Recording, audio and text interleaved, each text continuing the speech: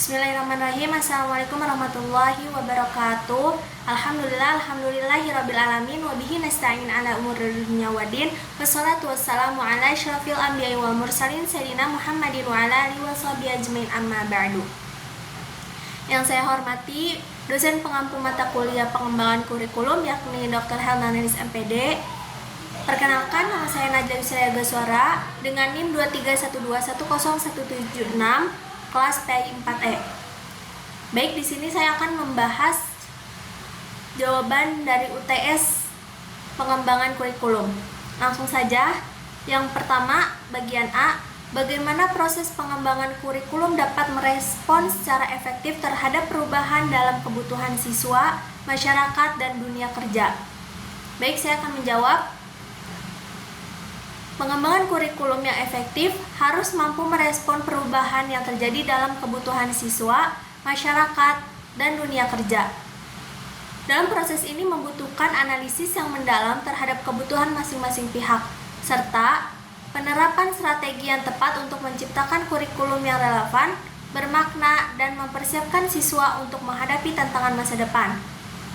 Hal ini dapat dilakukan dengan melakukan analisis kebutuhan secara komprehensif, melibatkan berbagai stakeholder, dan menerapkan metode pembelajaran yang inovatif dan efektif.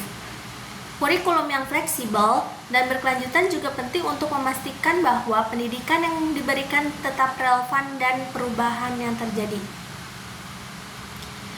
Baik, bagian B, berikan contoh konkret pada pengembangan kurikulum. Sini saya akan memberikan contoh, yaitu penyusunan kurikulum Merdeka di Indonesia. Kurikulum ini dikembangkan sebagai respon terhadap kebutuhan zaman dan bertujuan memberikan keleluasaan kepada satuan pendidikan untuk mengembangkan potensi peserta didik sesuai karakteristik daerah masing-masing. Selanjutnya saya akan bahas nomor 2, bagian A. Mengapa penting bagi guru untuk memahami konsep-konsep teknologi dalam kurikulum pendidikan?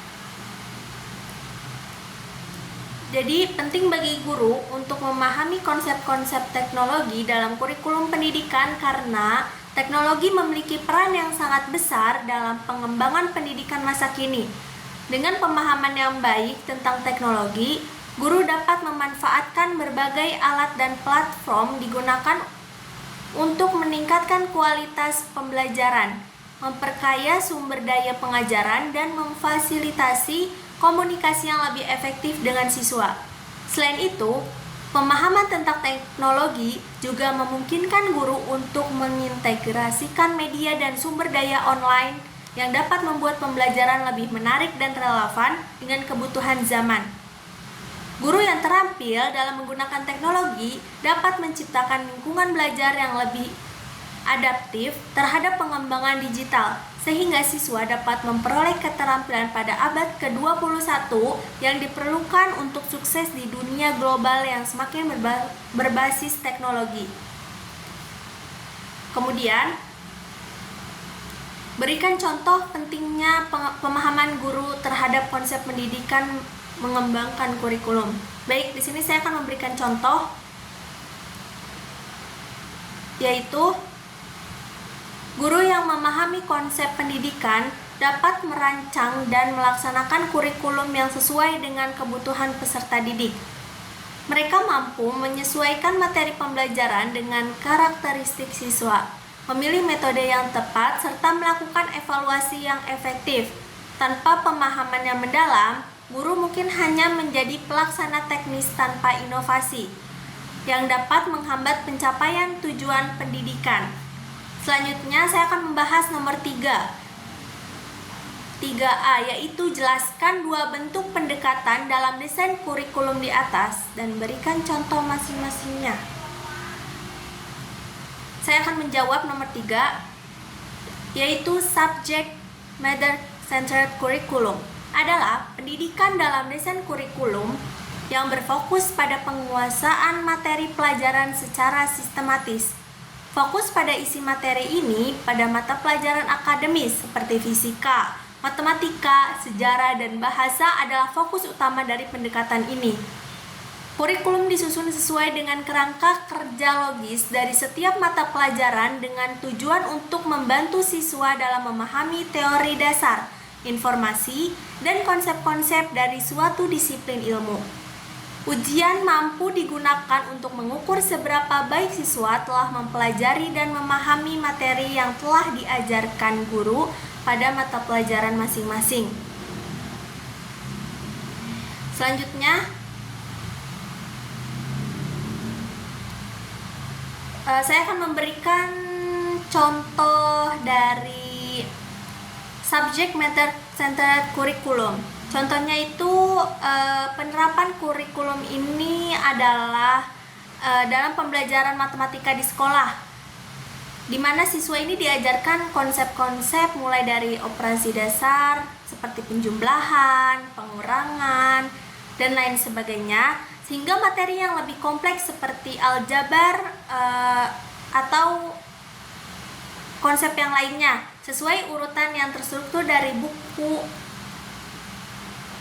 Kemudian evaluasi pembelajaran biasanya menggunakan ujian tertulis yang mengukur penguasaan konsep dan rumus.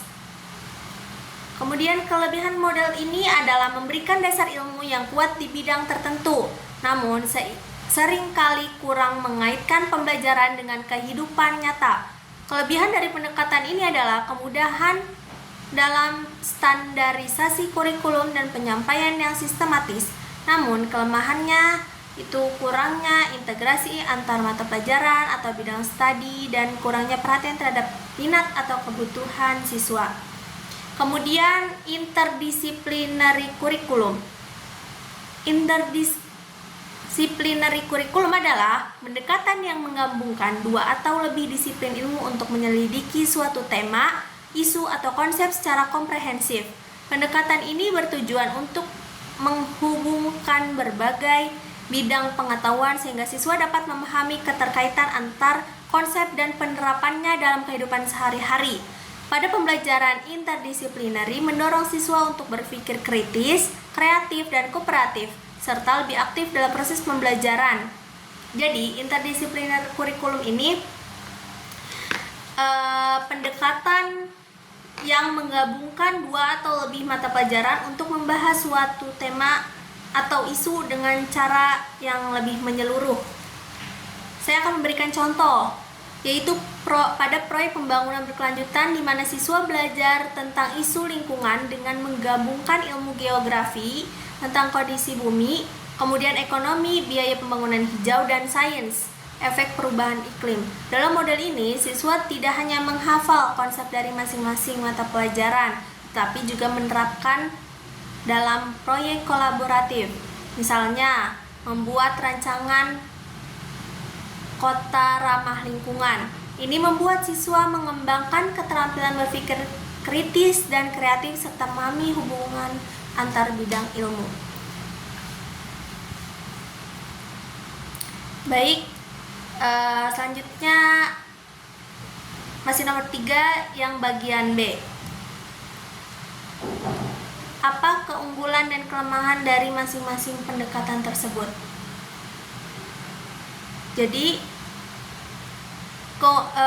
subject matter centered curriculum keunggulan dalam hal struktur yang sistematis dan logis, sehingga memudahkan proses perencanaan, pelaksanaan, dan evaluasi pembelajaran. Pendekatan ini juga mendukung penguasaan mendalam terhadap suatu bidang ilmu tertentu dan memungkinkan standarisasi pendidikan, terutama dalam konteks ujian nasional atau sertifikasi.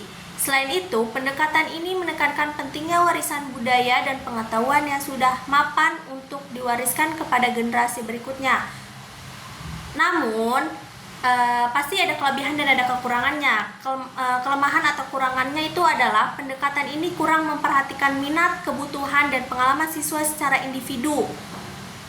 Pendekatan ini cenderung bersifat satu arah, membuat siswa ini lebih pasif dan kurang mengaitkan pengetahuan dengan kehidupan nyata. Akibatnya, siswa mungkin menguasai konsep secara teoritis tetapi kesulitan menerapkannya dalam situasi sehari-hari.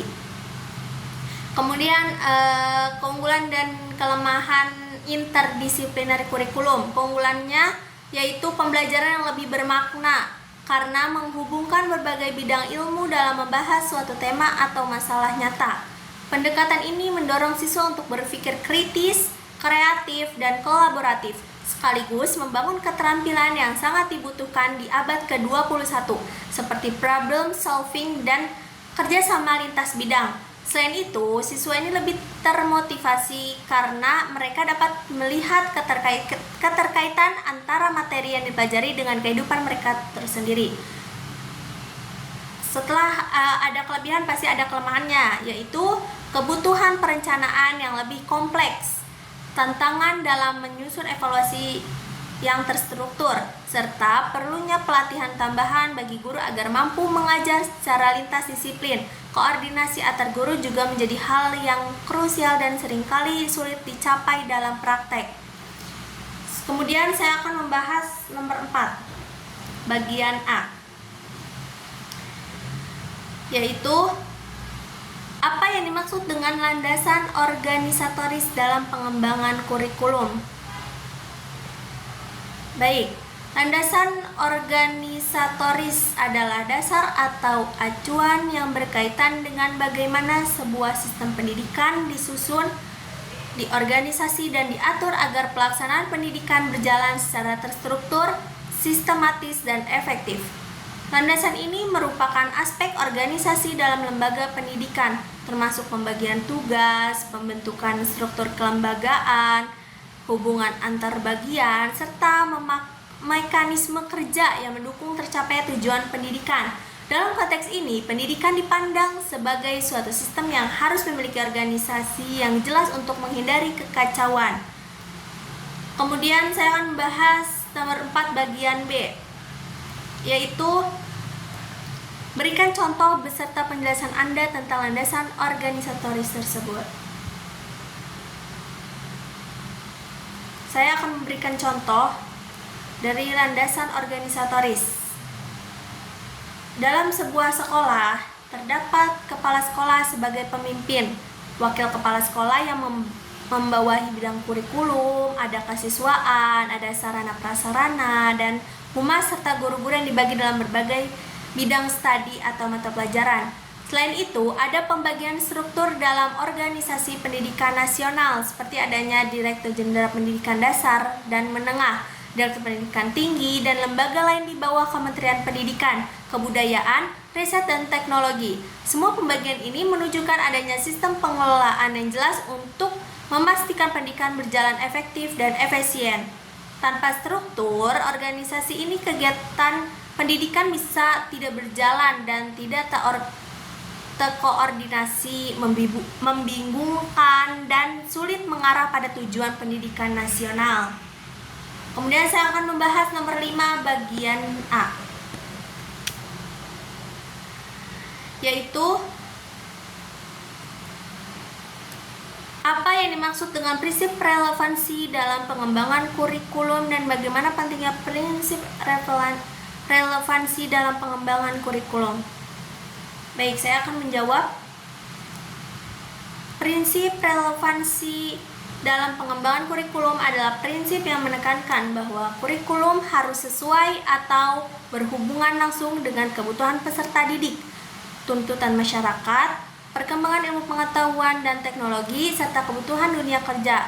Artinya, materi, metode, dan tujuan pembelajaran dikembangkan harus memiliki keterkaitan nyata dengan kehidupan siswa dan tantangan yang mereka hadapi di masa depan.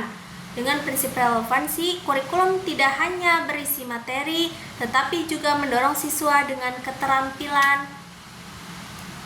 sikap, dan pengetahuan yang dapat mereka gunakan dalam kehidupan nyata. Kemudian, saya akan memberikan contoh dari prinsip relevansi dalam pengembangan kurikulum. Jadi contohnya ini dapat dilihat pada kurikulum Merdeka yang diterapkan mulai tahun 2022. Kurikulum ini dirancang agar lebih fleksibel dan kontekstual dengan kebutuhan peserta didik serta perkembangan zaman. Salah satu bentuk relevansinya adalah penguatan profil pelajar Pancasila yang membekali siswa dengan keterampilan berpikir kritis, kreatif, kolaboratif, serta kemampuan literasi digital, semua kompetensi yang sangat dibutuhkan dalam dunia modern. Selain itu, dalam kurikulum mereka, mata pelajaran seperti informatika diperkenalkan sejak jenjang pendidikan dasar sebagai bentuk penyesuaian terhadap perkembangan teknologi informasi dan kebutuhan masa depan. Pendekatan pembelajaran berbasis proyek yang diutamakan juga menunjukkan bahwa kurikulum ini mengaitkan pembelajaran dengan masalah nyata di sekitar peserta didik sehingga semakin meningkatkan relevansi antara dunia sekolah dan dunia nyata. Baik, itu saja yang dapat saya sampaikan. Terima kasih. Wassalamualaikum warahmatullahi wabarakatuh.